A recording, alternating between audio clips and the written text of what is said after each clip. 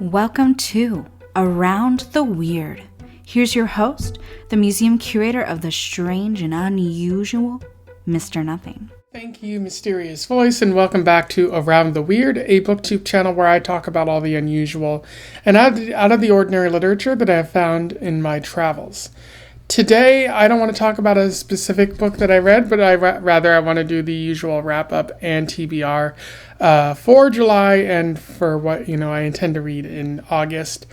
In July, I would say there were some fun reads, but it was mostly a subpar month. Books that didn't really hit as well as they could have, and some with endings that derailed the entire story. And it's unfortunate that happened, but hopefully August is a lot better, especially because I have some what I would call like predestined hits coming along, including Crime and Punishment, which should be a lot of fun. Also, I for the movie that I watched for that I usually do with Strike the Sun MD, Lucas, we watched an Indian movie called Rockstar, which was my pick this month, and I really loved it. I had enjoyed one of the songs from it from since like 2011 or something like that. When it first came out, it was brought to my attention. And it was pretty good, but the entire movie is also really good. So good, in fact, that I had found the movie on a streaming service, but I intentionally went out afterwards and bought a physical copy off eBay because I wanted to have that. So I think that says something about the quality, at least to me. And something also of note is I tend to write in notebooks all my notes on what I've been reading. And these are 80-page notebooks, so like 160 actual pages because they're front and back. And I've made it through yet another one. I think this is the fourth or fifth one that I've gone through since I started this channel. And when I first started, I was going through like these papers these pages pretty quickly because I was pretty much jotting down all the ideas from what I was reading, which isn't advisable because a lot of things aren't really worth discussing. Some books are just, not really worth talking about. But after a while, I started writing only what I knew I was really going to talk about. And I've still gone through quite a bit. I'm holding on to the notebooks as a means of just, referring back to them if I ever need to. Although I'd have to remember which notebook I wrote it in, which isn't exactly that easy. I should write dates on it or something like that.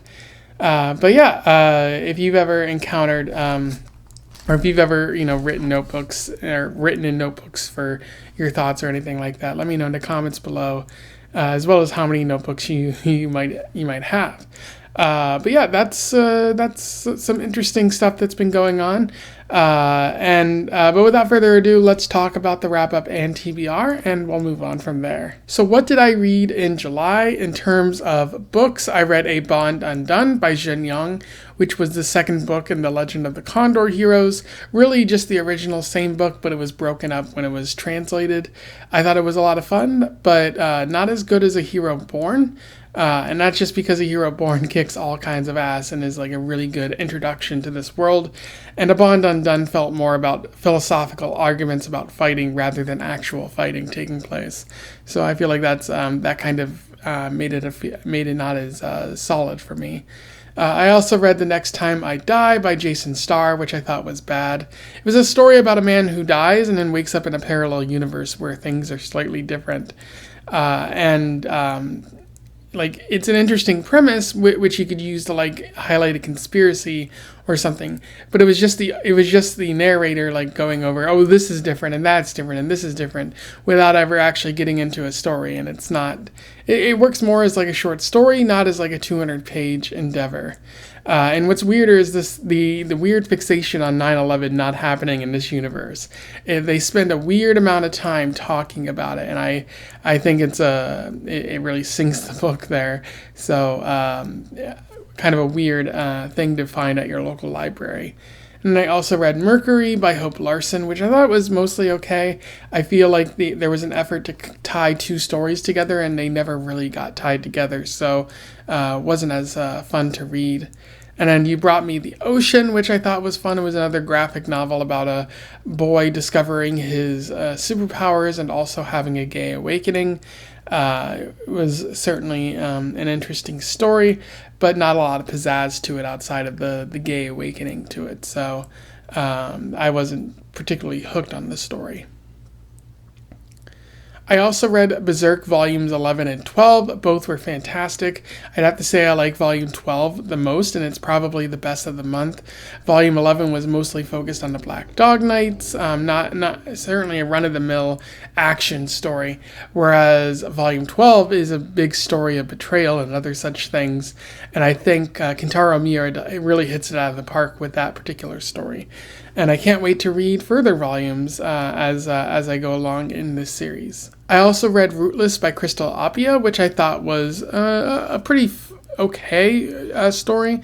As time is going on, I'm finding myself enjoying it more, but the ending to the story really sinks it, in my opinion.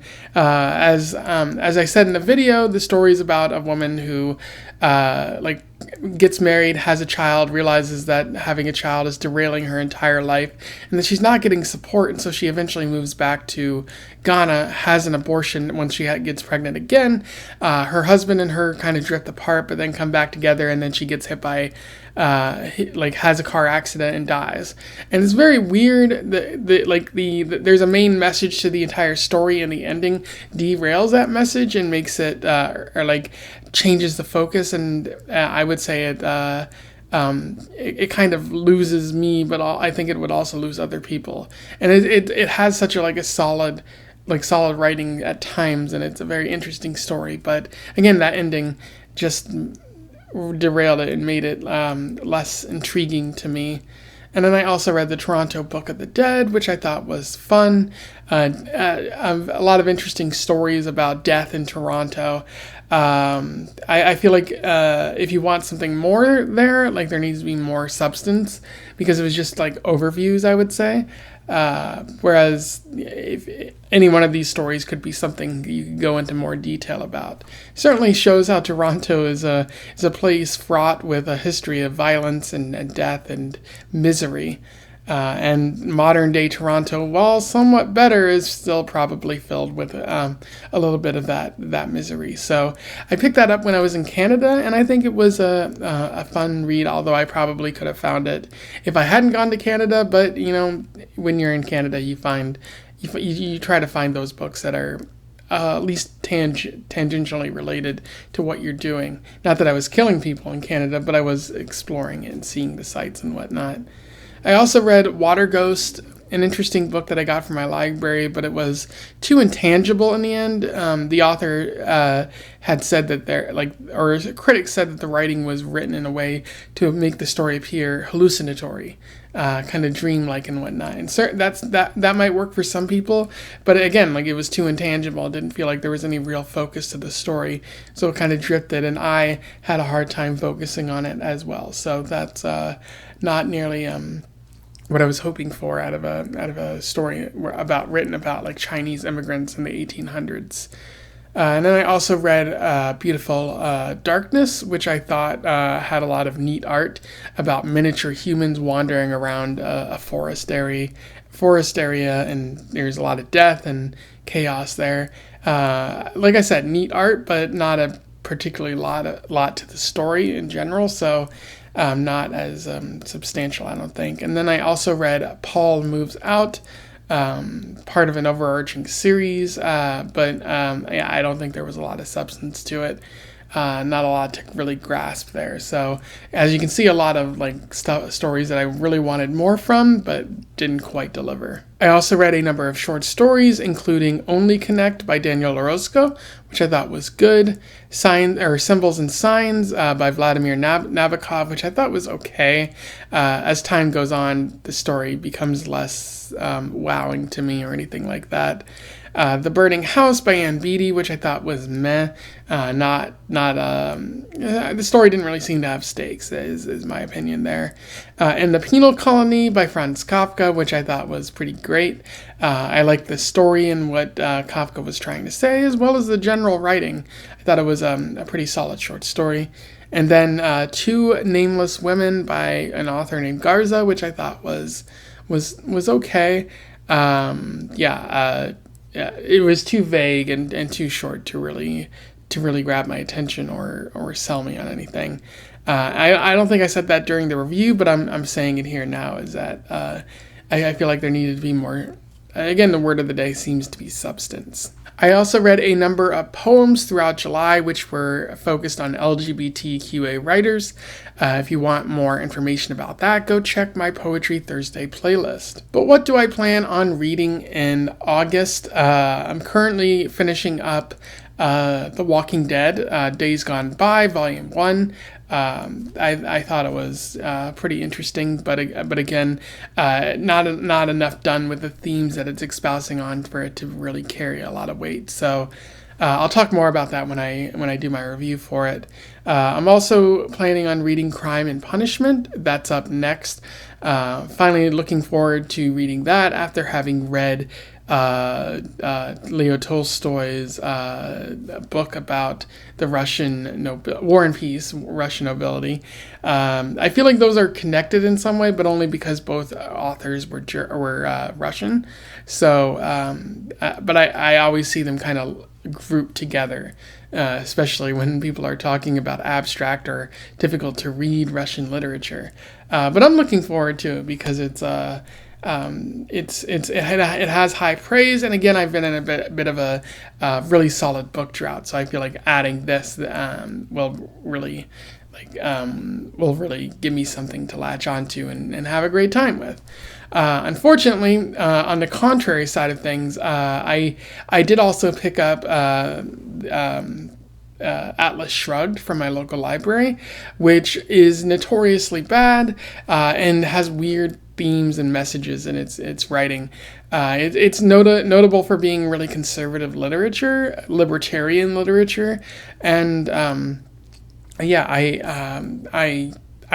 didn't want to read it, but I feel like it's necessary to get that sort of different, weird, outside of the norm experience. So I'll check it out, but I'll probably have a lot of bad things to say in the review based on what I already know about Atlas Shrugged.